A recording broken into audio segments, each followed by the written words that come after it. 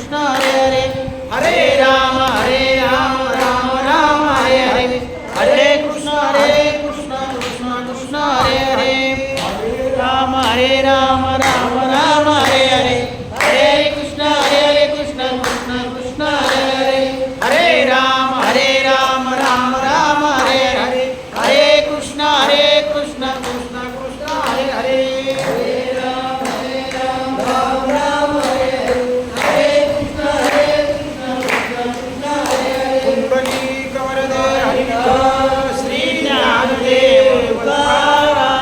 पंढरीनाथ भगवान माऊली ज्ञानेश्वर महाराज की जय सच्चिदानंद श्रीपाद बाबा महाराज सच्चिदानंद रामदास बाबा महाराज की जय सच्चिदानंद माने बाबा महाराज की बजरंगबली की जय छत्रपति शिवाजी महाराज की धर्मवीर संभाजी महाराज की राष्ट्रमाता जिजाऊबाई साहेब की जय बोलो रे भाई सब संतान की जय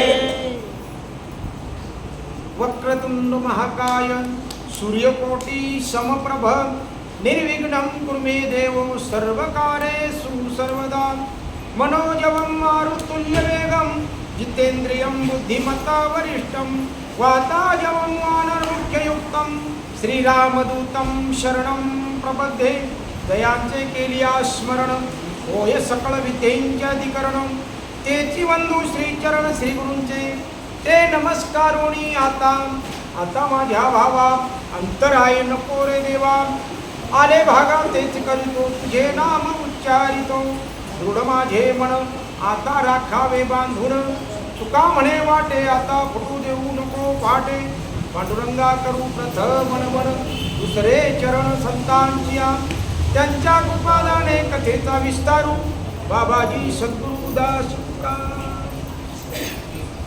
योग याग विधी येणे नोहे सिद्धी वायाची उपाधी दंभ धर्म भावे विन देव नकळे निसंदेह गुरु विन अनुभव कैसा कळे तपे विन दैवत दिदल्या विन प्राप्त बुजे विन हित कोण सांगे ज्ञानदेव सांगे दृष्टातांची मात साधूचे संगती तरुणोपाय हरिमुखे म्हणा पुण्याची गणना कोण करी प्रस्तुत प्राप्त प्रसंगी सेवेसाठी निवडलेला अभंग महावैष्णव ज्ञानोबाराय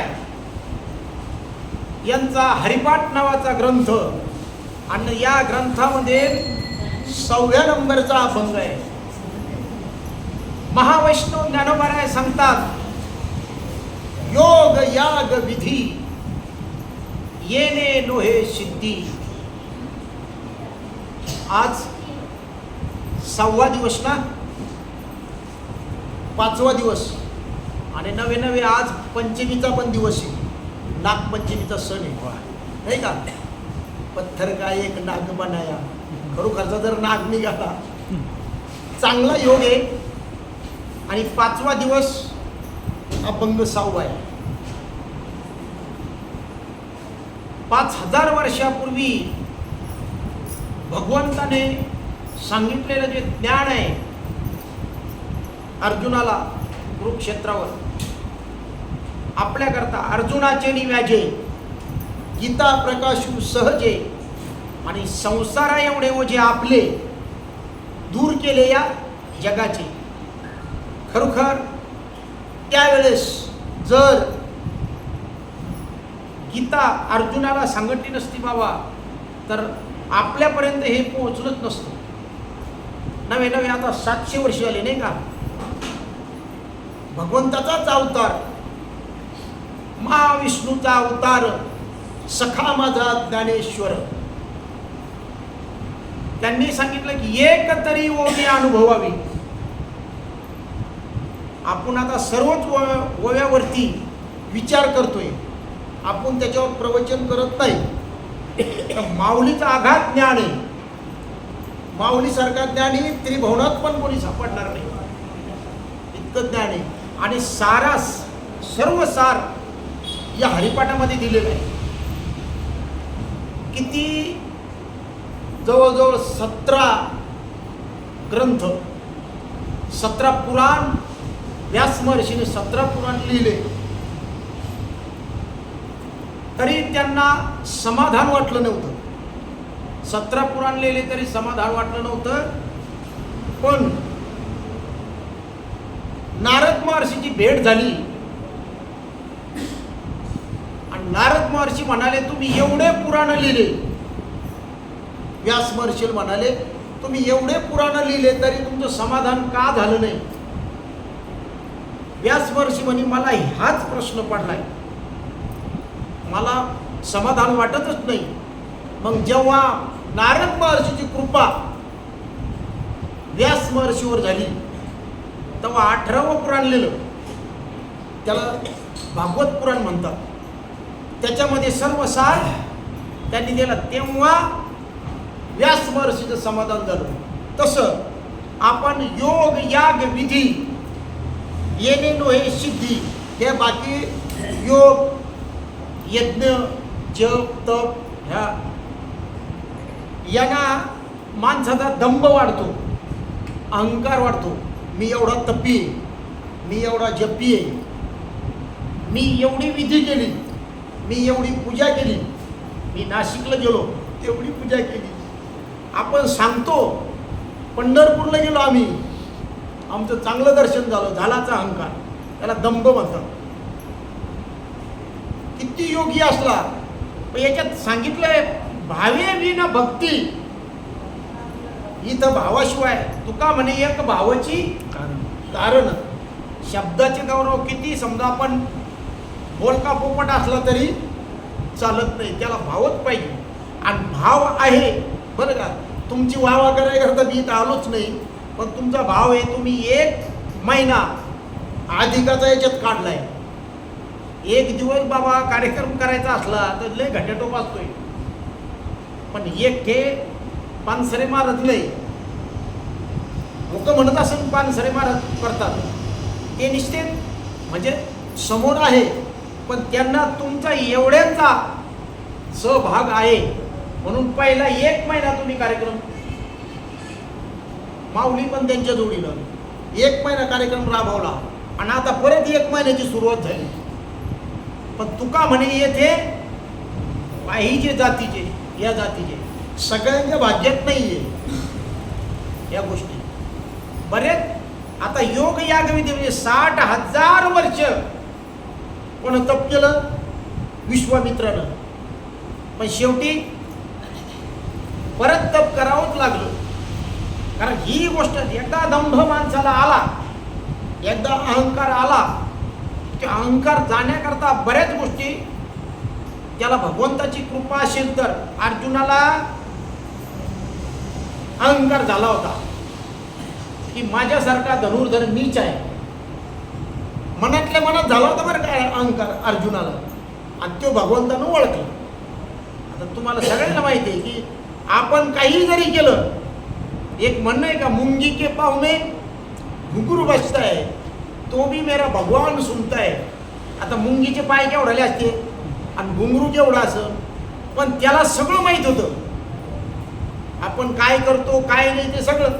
किती वेळ आपल्याला आपण नेहमी प्रमाण घेत असतो नाही का, हिसाब पडेल जमा सरकारी, मग येईल यमाजीची फेरी, मग जीवाची धरून कारभारी, मग देतील मार आणि जोहार मायबाप जोहार. त्याला सगळं माहिती होतं. भगवंताला कळालं की याला थोडासा अहंकार झाला. योग याग विधी नाही का. मग अर्जुनाला सांगितलं, हस्तिनापुरामध्ये वस्तीला गेले भगवंत एक दिवस, आणि सकाळी अर्जुनाला सांगितलं आपल्याला जंगलामध्ये जायचंय. जंगलात अर्जुन म्हणे चला फिरायला जायचं म्हटल्यावर निघाले. अर्जुन, भगवान श्रीकृष्णाचा सारथी आणि भगवंत, एक 3 जण रथ घेऊन जंगलात गेले. पण यांना जी गोष्ट करायची होती तिथं झाला वेळ, 6 वाजले तरी परत निघालेच नाही. अर्जुन म्हणे देवा आता आपल्याला परत घरी जायचंय.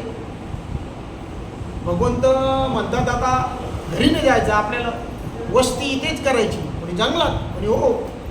मग एक मोठं वडाचं झाड बघितलं आणि त्या वडाच्या झाडाखाली त्यांनी वस्ती केली. पण नवीन ठिकाणी गेल्याच्या नंतर बिंदास झोपायचं नसतं. आपण बिंदास झोपतो, नवीन ठिकाणी अजिबात नाही.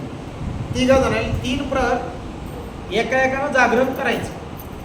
कारण इथं नवीन वस्ती आहे, इथं काही जनावरं, काही पिछाचं काय असन ते, इथं नवीन वस्ती आहे. अहंकार योग यागविधी येणे नव्हे सिद्धी, वायाची उपाधी दंभ धर्म.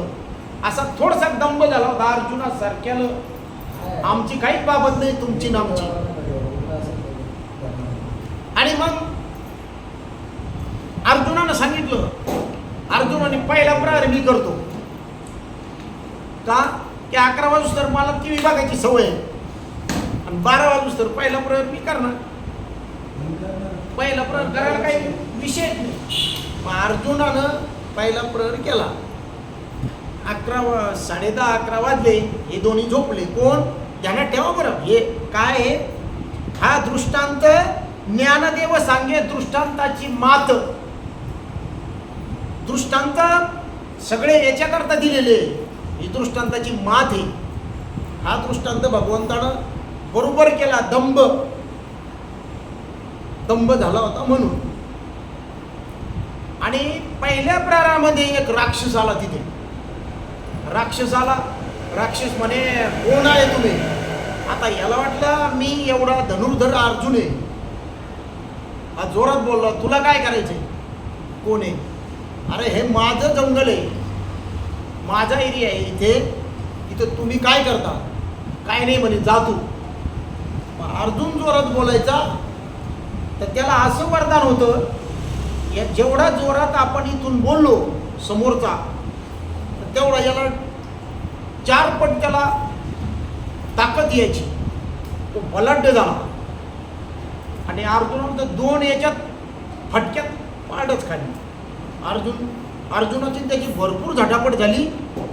आणि अर्जुनाला सांगितलं, आता मी बरे म्हणजे चांगल्या शब्दात सांगतो, तुम्ही आता इथून निघून जायचं. आता मी जातो. मी आल्याच्या नंतर मला कोणीही तर दिसलं पाहिजे नाही. अर्जुनाला वाटलं आता 15 मिनटं माझे बाकी आहे. 15 मिनटं. आणि 15 मिनटात तर घेऊ, दुसऱ्याला उठून देऊ. मग काय होईल ते पाहून घेऊ. अर्जुनानं मार खाल्ला. कशामुळं? दंभ झाला होता म्हणून, की माझ्यासारखा धनुर्धर मीच आहे. अर्जुनाने मग त्या सारथ्याला उठवलं. पहिला प्रहर संपला, सारथ्याला उठवलं. उठ म्हणे. का? माझा संपला आता. सारथी उठला, अर्जुन झोपला. सारथी जागरण करत बसला. तेवढं तर आलाच तो 1 तासभर झालं नाही तर राक्षस आला. खरे तुम्हाला सांगितलं होतं इथं थांबायचं नाही म्हणून. का थांबले? तर याला वाटलं मी ड्रायव्हर कोणाचा आहे? मुख्यमंत्र्याचा ड्रायव्हर आहे ना. मला काय भेव आहे? मी भगवंताचा ड्रायव्हर आहे, मला काय भेव आहे? हा जोरात बोलला. जसा हा सारथी जोरात बोलायचा तसं त्याला शक्ती वाढायची. मग त्याला पण हल्ला नाही. त्या सारथ्याला चांगलाच मारला त्याला. मग त्याचा टाईम थोडा आला जवळ. त्याला सांगितलं, आता तुम्ही जायचं, तुला आता लय हल्लाय, तू आता या दोघांना उठव आणि निघून जा. ते म्हणे हा. आता या सारथ्याला वाटलं आता माझी ड्युटी संपली. तो गेला आणि भगवंताला उठवलं. भगवंत उठले, हे झोपले. भगवंताला माहिती होतं काय काय झालंय म्हणून. दोघांना मार खाल्ला आणि झोपले. 3ऱ्या प्रहराला भगवंत उठले. तो आलाच. परत त्याचं ते, तुम्ही ऐकलं नाही, आता तुम्हाला हाणतोच. त्याने सांगितलं, महाराज आता फक्त 4 तर वाजून गेलेत म्हणे, आता नाही का, आता 2 तासाकरता आम्हाला फक्त कसं तरी इथं थांबू द्या. आणि 2 तास झाले की आम्ही इथं 6 वाजताच आम्ही निघणार आहे. मग त्यांना भगवंतानं त्याला हात जोडले. ते असं बारीक बारीक होत चाललं. ते जोरात शिव्या द्यायचं, काही शिव्या द्यायचं ते. आणि भगवंत त्याला हात जोडायचे. की बारीक बारीक बारीक एवढं झालं, असं एवढंच झालं ते 2 इंच. भगवंताने एक डब्बी काढली आणि त्याला घेतलं, त्या डब्बीत झाकण लावलं आणि खिशात टाकलं. झाले, वाजले 6. उठा. उठले, आपल्याला जायचंय म्हणे. हे दोघं त्याच्याकडे बघायला लागले असं. याला तर काहीच झालं नाही. कोणी बघायला लागलं? अर्जुन आणि तो सारथी. याला झालंच नाही काही. ते म्हणे भगवंताने सांगितलं बघता कसं काय, आणि तुम्ही हे सुजले कसे, एवढं कोणी मारलंय? तुला काहीच नाही झालं देवा. म्हणे झालं काय? मग हळूच कोण डब्बी काढली आणि ती आजी दाखवली.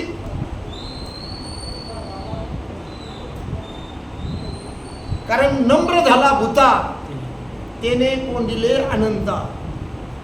भगवंत असून ते नम्र झाले तेव्हा तो राक्षसाला जे वरदान होतं त्याला जर हात जोडले ते बारीक होत होतं.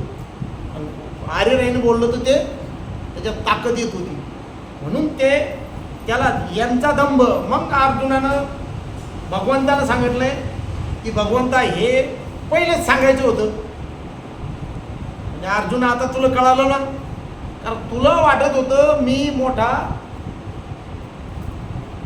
धनुर्धर आहे, पण इथं नाही. योग याग विधी येणे नोहे सिद्धी वायाची उपाधी दंभ धर्म. त्यांना दंभ जर माणसाला असलं की वाया गेल्याशिवाय माणूस राहत नाही, किती हुशार असो आणि किती. कारण मलाच नुसतं समजा तुम्ही माझं नाव टाकलं त्याच्यावर नाही का, काय ह भ प कौतिक महाराज भुतेकर नाही का. आता जर हा भ प नसतं टाकलं तर मी फोन केला असता, हॅलो तुम्ही हा भ प का नाही टाकलं. पण ज्याचं नाव हा भ प टाकतोय त्याला हा भ पचा अर्थ माहीत पाहिजे. एकाला सहज विचारला हा भ पचा अर्थ काय, तो काय नाही म्हणे सोपं आहे, काय हळूच भजे चोरणार. हा भ पचा अर्थ खालीच बाजू पलवणे. हरी भक्तीमध्ये जो पारायण असेल, भगवंताला जो आवडता असेल तोच ह भ प. बाकी आम्ही नाही उपाधी लावल्या, सगळ्या वायाची उपाधी दंभ धर्म नाही का.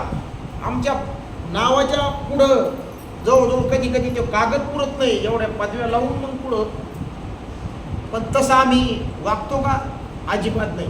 कारण आम्ही स्वतः तसं वागत नाही. आता इथून जे बोलायचं असतं बरं का, की नाथबाबा शांतीब्रह्म नाथबाबा नाही का, नाथबाबाला तुम्हाला सगळ्यांना माहिती आहे त्यांनी किती सहन केलं आणि किती शांत होते ते. आता नाथबाबाचं जरा व्याख्यान माझ्यासारखा एखादा सांगायला लागला, नाथबाबाचं बरं का, शांतीब्रह्म नाथबाबाचं व्याख्यान सांगायला लागला आणि त्याने सांगितलं की मी म्हणून फक्त एक माणसानं आनंद भाऊला सांगायचं, पाठीमागून जायचं आणि एक चापट द्यायची त्याला.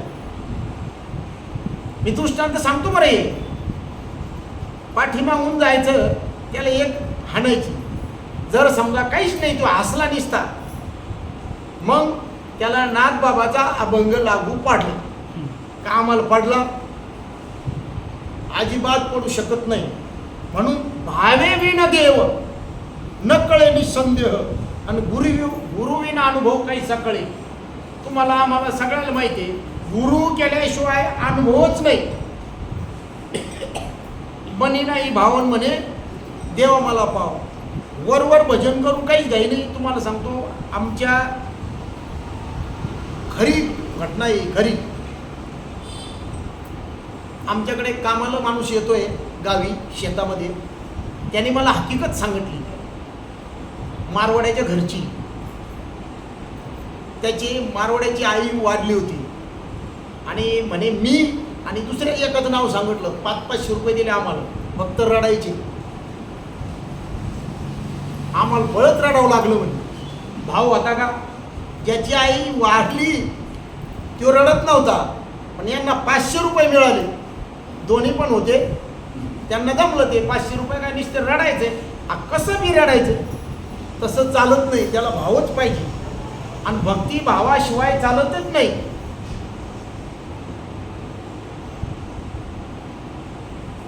या संतांनी माऊली महावैष्णव म्हणा, तुकोबाराय म्हणा, नामदेवराय म्हणा, यांनी मला ती येतेच बोलायला, काय त्याला हरकत नाही. कसं काय होतंय काय माहिती. यांनी एवढा ग्रंथ गाथा तुकोबारायाने लिहून ठेवला. एका अभंगावर आम्ही एका अभंगावर करोडो रुपयाची उलाढाल होती का, होती की नाही? पण खरं बोललं, आमच्याकडे एक म्हणे बाबा, खरं बोललं तर सख्या आईला राग येतो.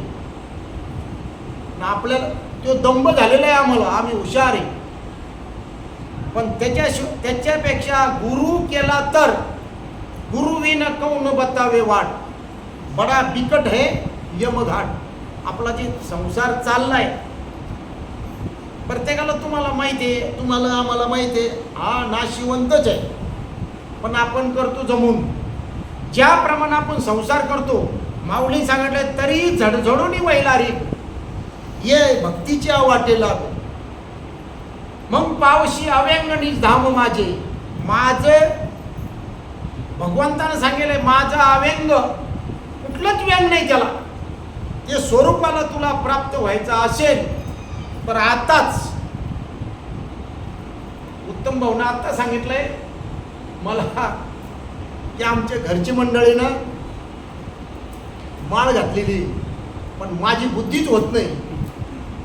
मी त्यांना सांगितलं बुद्धी का होत नाही, बुद्धीचा निश्चय करा. कारण बुद्धी निश्चय आत्मज्ञान ब्रह्मरूपी भावी. कारण मीच ब्रह्म आहे. जोपर्यंत मी याच्यातला मी कळत नाही, ते माळकरी असो किंवा टाळकरी असो, पण जोपर्यंत याच्यातला मी ते तत्वमसी महावाक्याचा बोध जोपर्यंत तुम्हाला आम्हाला कळत नाही, पंथ कुठलाही असो, संप्रदाय कुठलाही असो, सगळ्याला एकच आहे.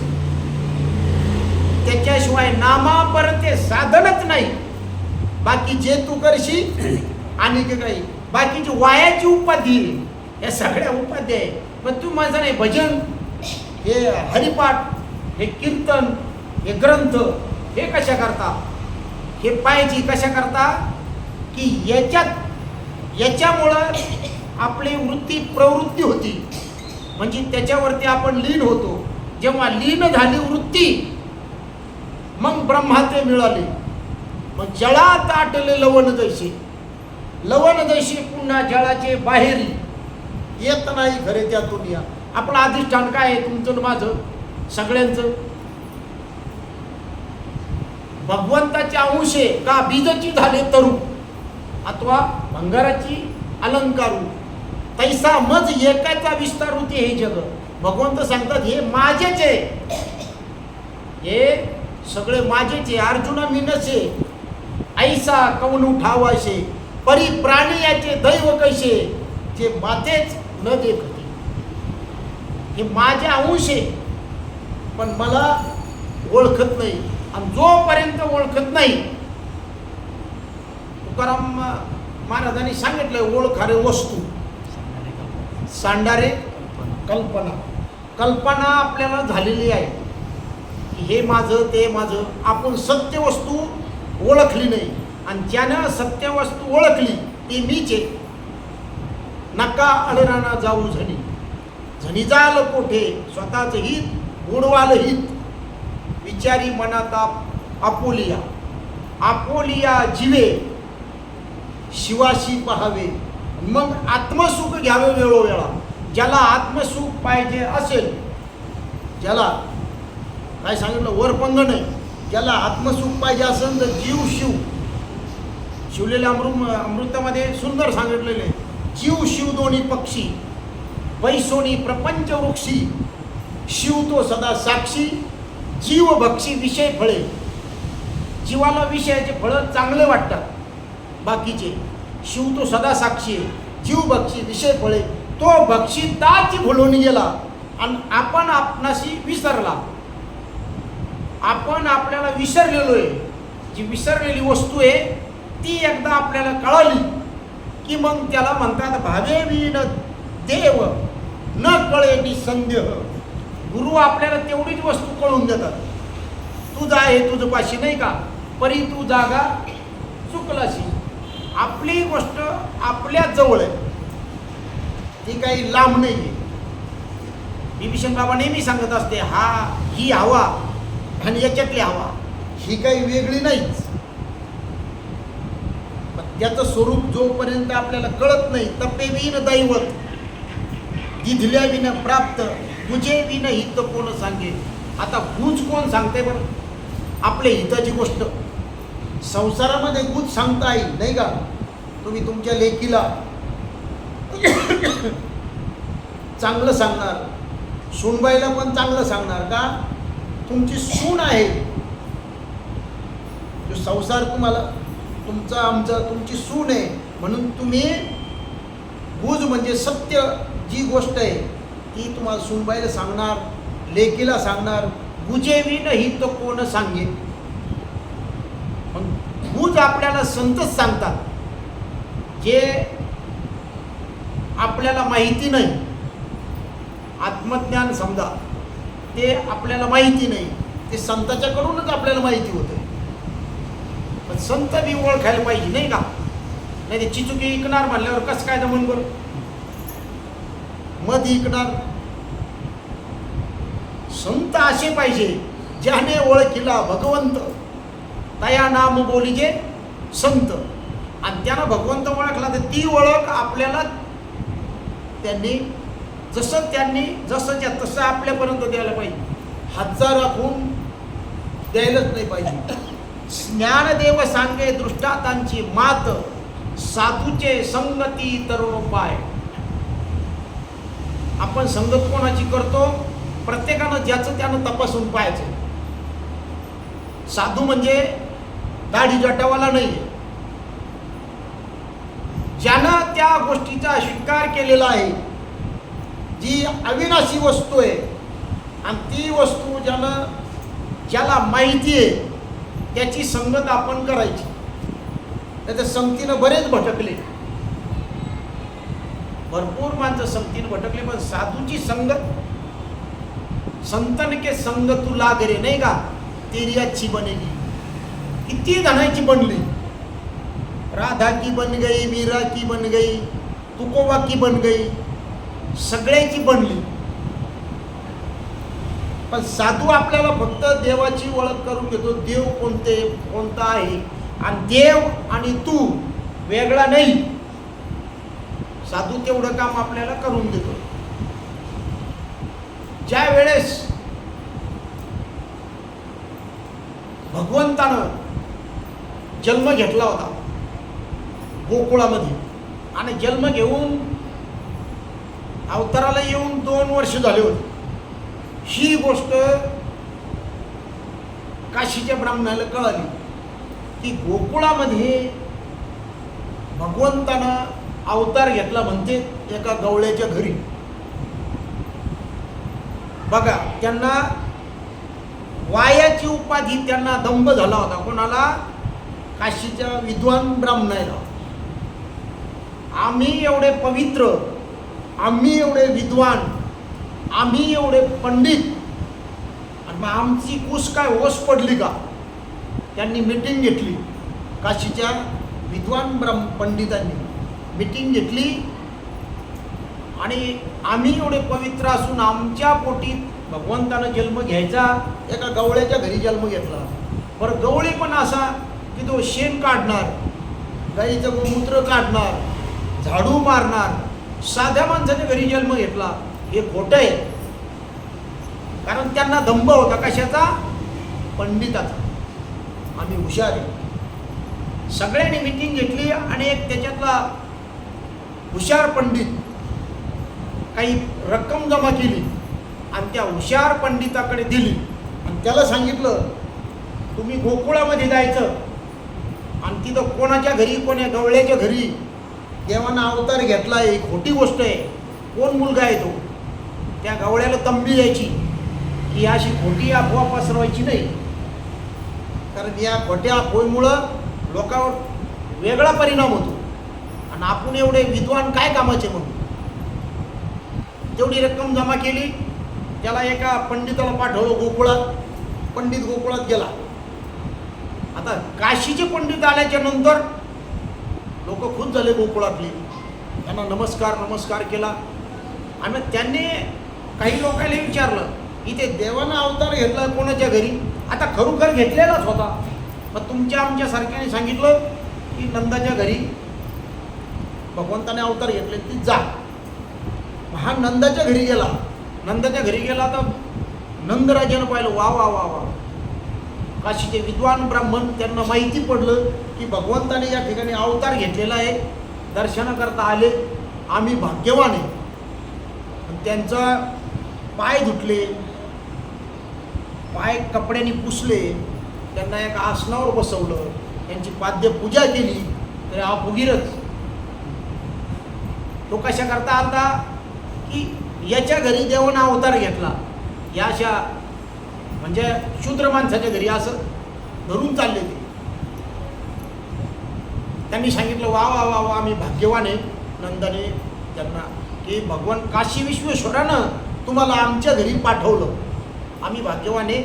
आम्ही गावातल्या लोकांना सांगतो की विद्वान ब्राह्मण आपल्या घरी काशीवरून आले, 2 शब्द प्रवचनाचे आपल्याला सांगतील, म्हणून मी सगळ्यांना सांगायला जातो आणि तुमचं खाण्यापिण्याची दूध घी तुम्हाला ताजं घेऊन येतो.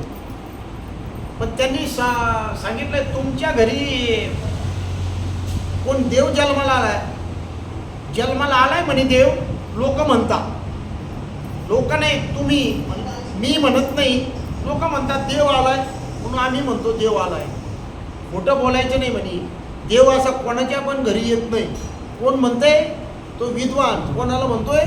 नंदराजाला. हे असं अशा घरात येतो का देव? म्हणे पण लोक म्हणतात म्हणून असू द्या म्हणे, देव आम्ही नाही म्हणत म्हणे देव आलाय म्हणून. पण तुम्ही चहा पाणी हे दूध पाणी घ्या, तुम्ही काय त्याचं टेन्शन घेऊ नका. नाही नाही म्हणे, मी त्याच्याकरताच आलो, असं काही पण बोलायचं नाही म्हणे. आम्ही विद्वान आहे आणि मी काशीचा पंडित आहे. हो म्हणे, आम्हाला कळालं आहे, पण थांबा जरा. मग नंदराजा बाहेर गेलंय काही लोकांना सांगायला. मग तेवढ्यात कोणीच नव्हतं. यशोदाई काहीतरी कामात गुंतल्या होत्या, हा खुर्चीवर बसला होता पंडित. तेवढ्यात याला कळालं, गड्या आता ह्यो मला तपासायला आला. आता पहिल्याच विषयात सांगितलं, त्याला काय सांगायचं काम आहे? ते आपलं रांगत रांगत काही चालत काही रांगत रांगत आलं, खुर्चीचा पाय धरला. त्यांनी पाहिलं, अरे हेच आहे काय जणू. आता ते त्याला देवासारखं दिसेल का? त्याची दृष्टी तशी नाही. त्याला ते मुलगा दिसला, शेंबड आहे म्हणे. मग त्याने विचारलं कोण? देवानं कृष्णाने विचारलं तुम्ही कोण? कोण म्हणजे तुला दिसत नाही का कोण आहे? हे ब्राह्मण आहे. ते मग राहिलं म्हणजे ब्राह्मण तुमचं वर्ण आहे म्हणे. वर्ण? अरे मी पंडित आहे. ते म्हणे पंडित आहे तुम्ही, ही तुमची उपाधी आहे. ते म्हणे हे जास्त डोक्याच्या वर दिसतंय पोरं, हे हुशार आहे म्हणून लोक याला देव म्हणतात म्हणे, बाकी काही नाही. तरी त्याची ती भावना जाईच ना. ते म्हणजे तुम्हाला ती उपाधी आहे म्हणे. तुला काय सांगू आता, मी काशीहून आलो. ते म्हणजे तुम्ही आला कुठून? ते म्हणजे काशीहून आलो. तुम्ही पंडित आहे, मला काही दिसत नाही म्हणे पंडित. तुम्ही एवढा मोठा मी दिसत नाही का? पंडित कुठे आहे? ते म्हणजे हा पंडित आहे. काय म्हणलं ते? ते म्हणजे हा पंडित आहे. ते म्हणजे छाती आहे. त्याचा मीटर सरकत गेलं नाही, हे जास्त बोलत गेले. ही छाती आहे. ते म्हणजे हा पंडित आहे. अरे हात आहे म्हणे महाराज, हे हात आहे. पंडित कुठे? ते हे पंडित आहे. ती मांडी आहे म्हणजे सर्व मिळून पंडित आहे. म्हणे हा देव आहे. पंडित कुठे? पंडित मी आहे म्हणे. मग तो मी कुठे? ते म्हणे आता हे जास्त डोक्यावर गेलो. मग तेवढ्यात नंदराजे आले. म्हणे हा मुलगा आहे का तो? ते म्हणे लोक म्हणतात हा, पण जास्तच बोलतो म्हणे. हे मुलगा त्यांनी सांगितलं तुम्ही कुठे?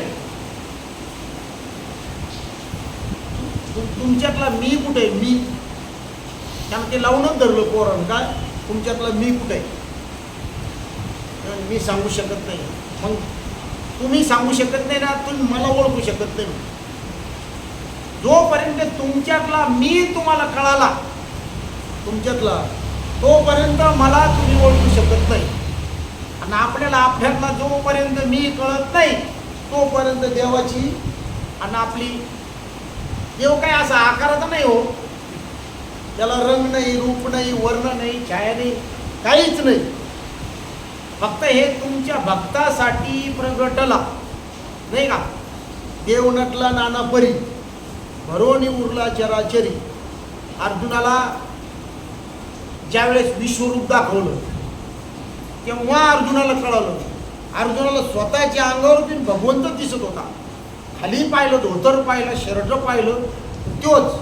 इकडं पाहिलं, तिकडं पाहिलं, सगळा भगवंत. कधी? ज्यावेळेस ती दृष्टी साधूचे संगती, भगवंताने ते अर्जुनाला ज्यावेळेस ती दिव्य दृष्टी दिली त्यावेळेस त्या अर्जुनाला सर्व ठिकाणी तो दिसायला लागला. बरं तुम्ही सांगा, दिव्य दृष्टी हीच गोष्ट तो याला आंधळ्याला कोण सांगत होता? त्याचं नाव काय? सगळं कुरुक्षेत्रावर जे चाललंय, संजय.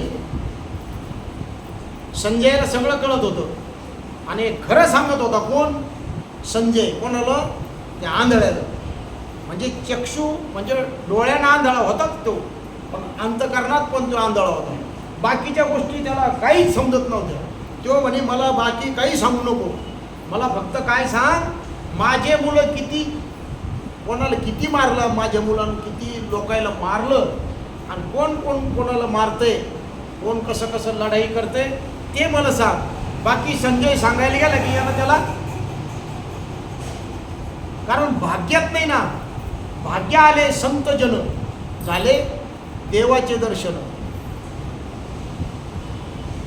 रामदास स्वामी एका भंगामध्ये सांगतात ना, देव जवळी अंतरी, पण भेटी नाही जन्मभरी.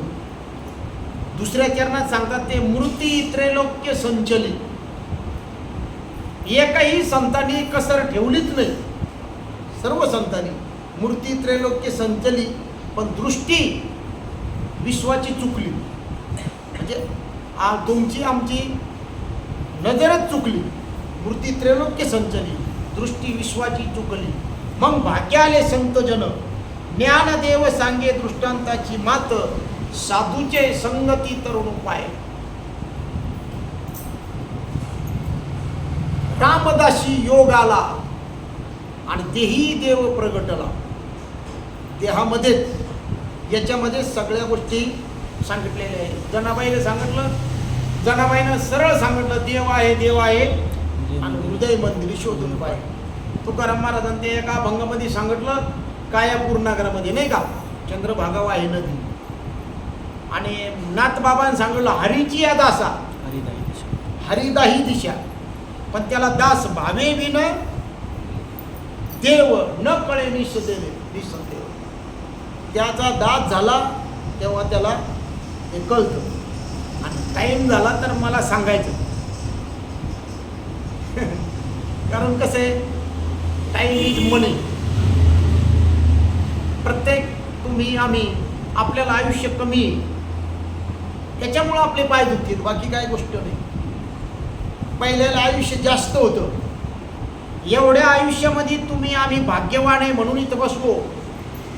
100 वर्ष आपण जगत नाही. आपण कमी 100तून 50, 60, 70, बस 70-80च्या आतच आपण हे करतो, पण भाग्यवान आहे. कारण त्या रामदास स्वामीचाच अभंग आहे, सावध सावधान, नाही का, वाचे वदा नारायण. 10 वर्ष बालपण, 20 वर्ष तारुण्य, 30 वर्ष झाले, हे सगळं याच्यामध्ये आपलं जातं. आपल्याला काही उरत नाही, आणि उरलं तर हे श्रावण महिना तुम्ही भाग्यवान आहे. कारण सुंदर असा नरदेव तुम्हाला आणि मला भेटलेला आहे. नंतर नरदेव भेटत नाही, बाकीचे गण भेटते, भरपूर भरपूर भेटते. आम्ही चांगला परमार्थिक माणूस होता आहे. दृष्टांत ज्ञानदेव सांगे दृष्टांताची मात. चांगला परमार्थिक माणूस होता, संसार करून प्रपंच करत होता. पण कोणीतरी त्याच्या कानात काहीतरी सांगितलं की या मायाजाळात पडू नको. त्यांनी उचललं गबाळ आणि जंगलात गेला. तपेविन दैवत दिधल्याविन प्राप्त. जंगलात एकटाच बसला, पण शेवटी पोट लागले पाठीशी. कोणीतरी आणून द्यायचं खायचं, कोणीतरी आणून द्यायचं खायचं, देवाचं नामस्मरण करायचं, चांगलं चाललं. काही जंगलातले काही फळं खात होता. नंतर काय झालं, बरीच मंडळी यायला लागली तुमच्या आमच्यासारखी. त्या मंडळीनं एक झोपडी बांधून दिली, आश्रम म्हणून झोपडी बांधून दिली. त्या झोपडीत हा राहत होता. झोपडीत राहता याला फक्त 2 लंगोट होते, अंगावर कपडा नव्हता. 2 लंगोट होते, एक वाळू घालायचा, एक नेसायचा. पण त्या झोपडीमध्ये एक उंदीर, आणि ते उंदीर ते लंगोट करंडायचा. मग एकलाय दिमागबाद माणूस, कोणासारखा, उत्तम भाऊ सारखाच म्हणतो मी आता, कारण उत्तम भाऊच नव्हतं सगळं. त्यांनी सांगितलंय, महाराज उंदराचे पिल्ले इथं 1-2 आणि हे ताप देतात, मी मांजर आणतो, मांजराचं पिल्लू. त्या दावडी गावातून घेत मांजराचं पिल्लू उचललं नेलं ते. त्या मांजराच्या पिल्ल्यामुळे ते उंदराचा ताप गेला, पण ते ओढायला लागलं, त्याला दूधच नाही. मग तुम्ही आणायचं, यांनी आणायचं, त्यांनी आणायचं दूध, त्याचा चहा पाणी व्हायचं. ते मांजराचं पिल्लू जरा चांगलं झालं, चहा पाणी. मग नंतर दररोज दूध कोणी आणत नव्हतं. मग एकाने सल्ला दिली की महाराज आता इथं जंगल आहे भरपूर, नाही का, पाणी आहे, एक गाय आणून देतो मी तुम्हाला, गाय फ्री. महाराजाला एक चांगली दुधाची गाय दिली, जवळजवळ 5-7 लिटर दूध द्यायची गाय. महाराजाला दिली गाय. पहिल्यानं संसार करून प्रपंच करत होता बरं का. महाराजाला गाय दिली, ती गाय दूध द्यायला लागली. मग त्या गाईला चारा त्यांनी आणायचा, यांनी आणायचा, काही दिवस गाय उपवास राहायला. मग एकाने सल्ला दिली की आपली इकडे 50 एकर जमीन आहे, 2 एकर महाराजाला देऊन टाकू. महाराजाने घेतली 2 एकर जमीन. महाराजाची मठाची तयारी तर सुरू झाली. संसार सोडला का उभा केला? संसार सोडला का उभा केला? मग आळंदीला पंढरपूरला मोठमोठाले मठ गिटे, संसार नाही तर काय, संसार नाही का तो उभा केला. अहो एक झालेली घटना आहे आळंदीची, आता येऊ देतो मधातच. 60 वर्षाचा कीर्तनकार, 60 वर्षाचा, त्याने काही रक्कम जमा केली, जागा घेतली 60 लाखाला. 60 लाखाला जागा घेतली, पण मग वरती बांधायला काहीच नाही. मग काही रक्कम जमा केली, शिष्यमंडळीकडून रक्कम जमा केली. 2 माळ्याचा धर्मशाळा 2 माळे बांधली. 2 माळ्याची बांधली तर ती जवळजवळ 5-7 माळ्याची तिथं खालची फुटिंग होती. पण ते 2 माळ्याची बांधली तर गजवर होतेच ते वर वाढवाय करता. पण याचं वय झालं 75-78 जवळजवळ याचं वय झालं. आणि ते बांध आहे 2 माळे झाले. आणि हा 78-79 मध्ये कुंडलिकवर द्या घरी झाला. कोणाचा? त्या महाराजाचा.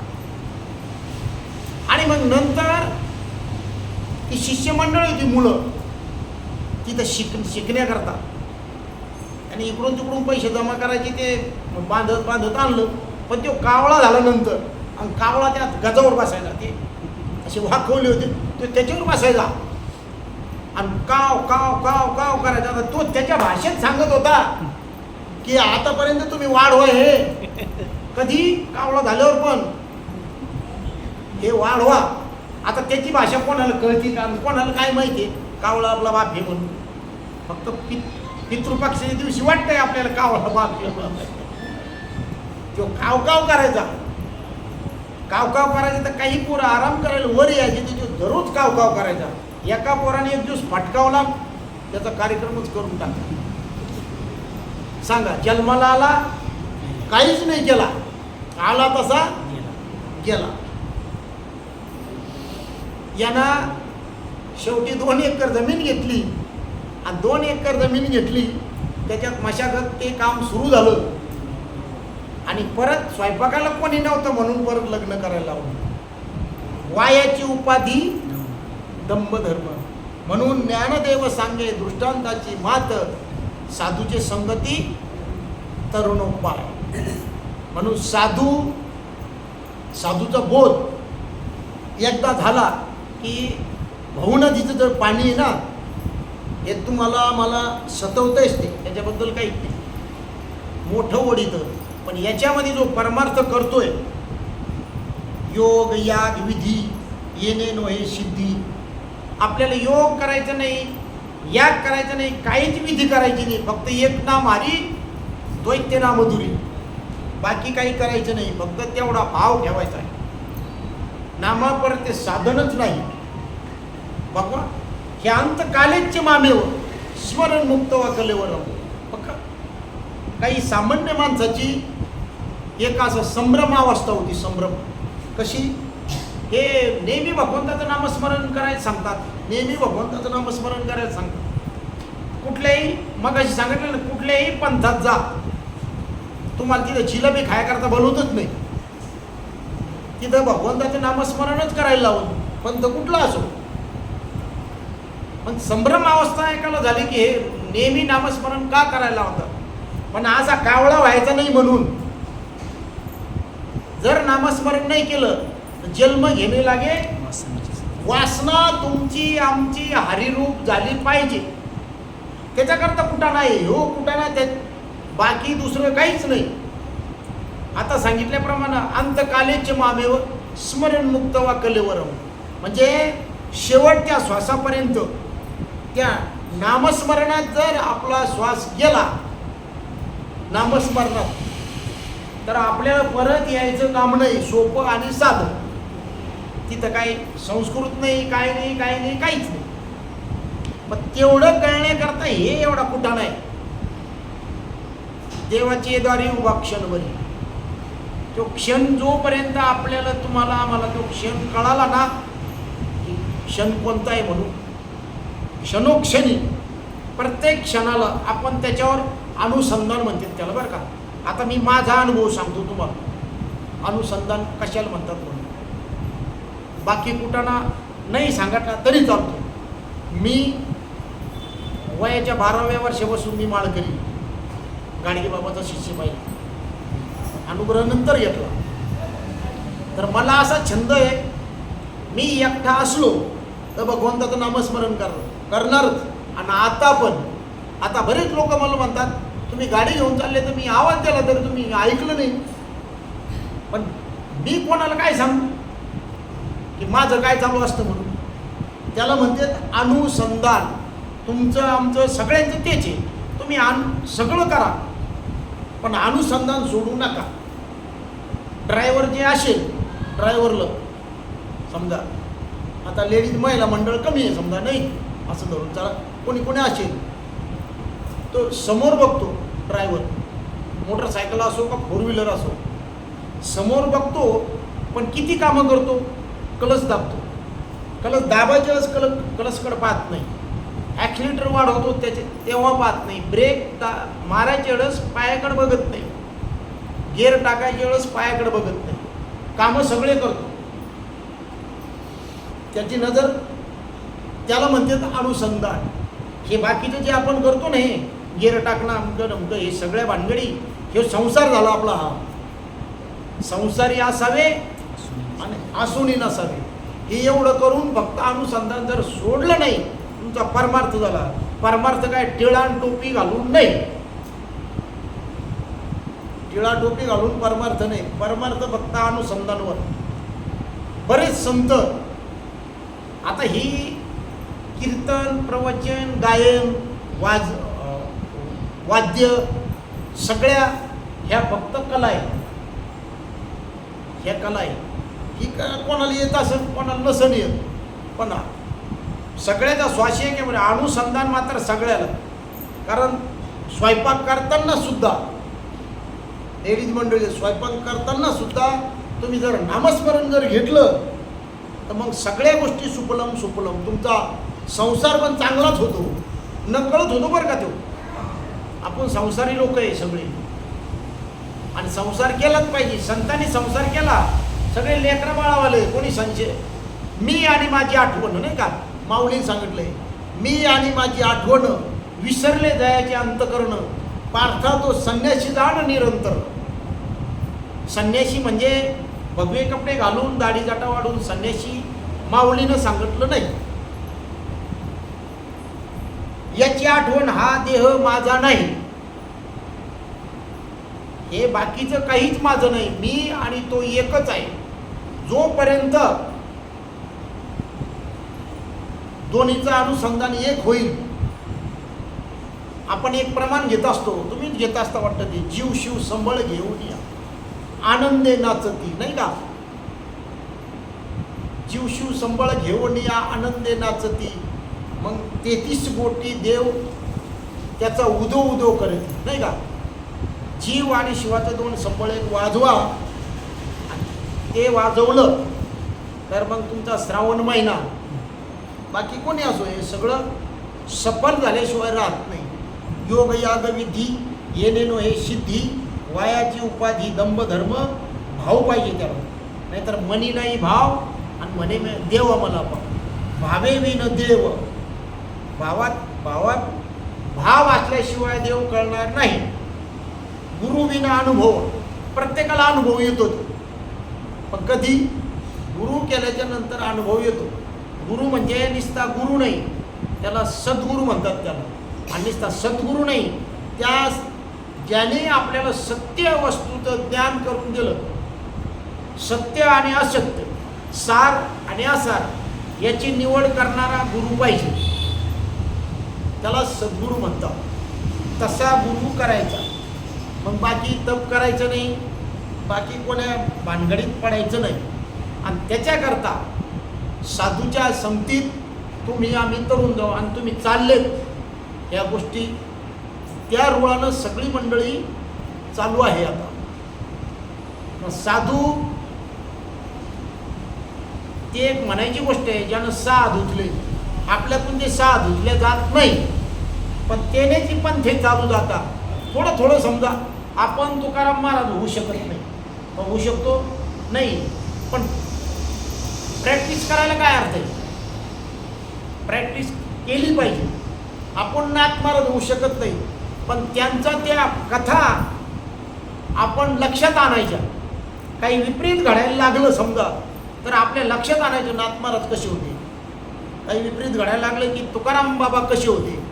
आता किती त्यांच्या एकाही संताला देवा तुझे नाम घेता नाही बरे, आणि बुडविली घरे बहुताची, बोधल्या बुवाचे लुटविले शेत, तोडिले मनगट गोरोबाचे, सावता माळ्याचे चिरविले पोट, नाही बाळ दिले सुळे कबीराचे. बोधल्या बुवाचे लुटविले शेत, बाळ दिले सुळे, सावता माळ्याचे चिरविले पोट, आणि तोडिले मनगट गोरोबाचे. कारण प्रत्येक संताला त्याची परीक्षा दिल्याशिवाय तो तिथपर्यंत पोहोचला नाही. तेवढंच आपण ध्यानात ठेवायचं. आपण तुम्ही आम्ही लय भाग्यवान आहे, सगळ्या सोयी आपल्याला. त्यांचं बघा तुम्ही कसं होतं ते संतांचं. त्यांच्या काळामध्ये बाहेरच्या लोकांचा त्रास वेगळा, बाहेरच्या लोकांचा त्रास तो वेगळा, आणि आणीबाणीचा काळ त्या टायमाला होता. त्या टायमाला असा एवढा दिनादास परमार्थ तुम्ही करू शकत नव्हते.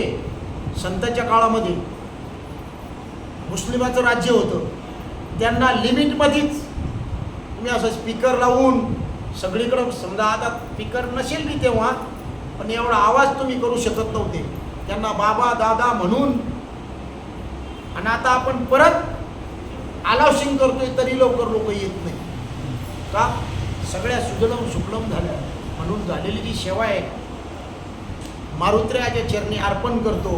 आणि या ठिकाणी आलेले सगळेच आमचे हृदयस्थान नियोजनकार, तुम्हाला सगळ्यांची साथ आहे, म्हणून हे कार्य उत्तरोत्तर असं वाढत राहू. मी तर म्हणतो ना, श्रावण महिन्यात पण तुम्ही सप्ताह केला तरी चालतो, कारण मला नाही वाटत कोणाला कंटाळा येईल म्हणून, अजिबात नाही. आणि झालेली सेवा तुमच्या चरणी अर्पण करतो. माऊली महावैष्णव ज्ञानोबराय यांच्या चरणी अर्पण करतो. आणि आज 5वा दिवस हरिपाठ प्रकरणातला 6वा अभंग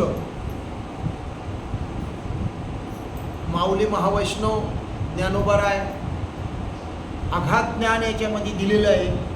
पण मी तो अल्पमती काय वर्णू तुमची हाती, कारण माझ्या बुद्धीप्रमाणे या ठिकाणी याचा अर्थ मला काही पूर्ण माहिती नाही. पण जसा माझ्या गुरुने मला जशी बुद्धी दिली आणि सद्गुरू सारिका किंवा भगवंत पाठीराखा आहे, ज्याच्या पाठीमागे देव आहे, मागे पुढे, मागे हा देव आहे, पुढं तुम्ही देव आहे. तुम्ही देव नाही असं म्हणूच नका, हेच आपल्याला खटकतंय. कारण तुम्ही देवच आहे, प्रभू तुम्ही महेशाच्या मूर्ती नाही का. तुकारामांनी सांगू की या तो भगवंताच्या या भगवंताच्याच मूर्ती नाही का. साळुंकी मंजुळ बोलत शिवानी, पण शिकविता धनी वेगळाच आहे. कारण त्याने आपल्या वाचन आपण बोलू शकतच नाही, तो बोलावणारा वेगळाच आहे. फक्त आपण इथं त्याच्या सत्तेनं बोलायचे. चाले शरीर कुणाची आसक्ती, कोण बोलवी तो हरिविन. अशा उक्तीप्रमाणे आजची सेवा भगवंताच्या चरणी मी अर्पण करतो, सगळ्यांच्या चरणी मी अर्पण करतो आणि इथंच थांबतो. कुंडली अवतार विठ्ठल श्री ज्ञानदेव तुकाराम पंढरीनाथ भगवान की जय. माऊली ज्ञानेश्वर महाराज, जगद्गुरु तुकाराम महाराज, शांती ब्रह्म एकनाथ महाराज, सच्चिदानंद श्रीपाद बाबा महाराज, सच्चिदानंद रामदास बाबा महाराज, सच्चिदानंद सावळाराम बाबा महाराज, की जय. सब संत की